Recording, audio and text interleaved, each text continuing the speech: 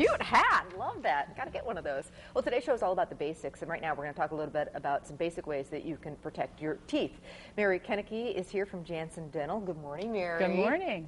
This is the time of year where a lot of sports going on, summer activities. I know my kids are really active in those.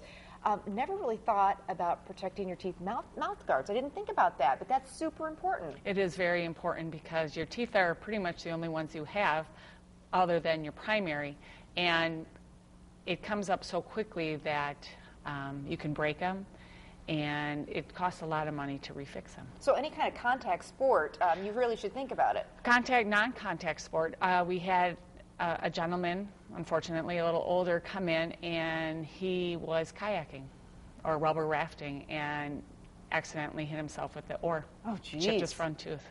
So that could have protected if he would have had a mouth guard in. So how do you go about getting a mouth guard, and why is it also important, if you're going to do it, to think about getting a custom mouth guard?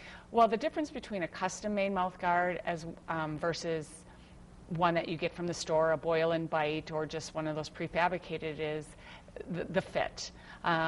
If you talk to kids, they don't like how they fit. They can't keep them in. It's hard to breathe. They can't talk. But with a custom-made mouth guard, it'll feel like you don't have one in at all. Really? Oh, yeah. So they're not like thick and bulky like the old things we would remember? No, they're not. And you can make a varied one. If it's a non-contact sport, like you're weightlifting or something like that, it can be a thinner one. Okay. People that are in more of the contact, like the football, the soccer, basketball, yeah, would have a little thicker one and protecting more of the anterior teeth versus the back teeth. So get over the idea. I keep thinking like boxers when they've got these big. It's not nothing like that. It's nothing like that. Oh, cool. Are they expensive? No, they're actually very reasonable. You just come in, we take an impression of your teeth, and from there we make the custom mouth guard so it'll only fit your teeth. Wow, you know, that is really something to think about. As Mary and I were talking, better to do it now, because it's a lot cheaper to do something like that now than to have to deal with it after something happens. Exactly. Spending, $30 to $60, whatever the case may be, versus several hundred to have the tooth fixed. Or more than that. More. Also, of course, you all know this, brushing your teeth. How many times a day should we be doing this? Minimum 2. Morning and night, and for how long? That's the other thing. Minimum 2 minutes.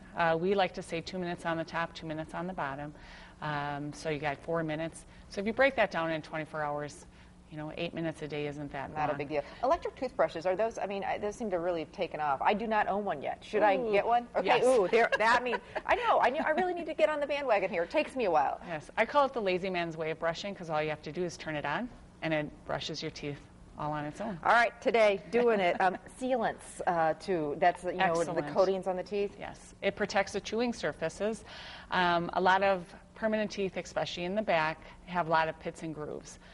So what we do is we clean off those surfaces and apply, when you're explaining it to children, like a fingernail polish, onto the chewing surfaces to protect them from the bacteria that can get in.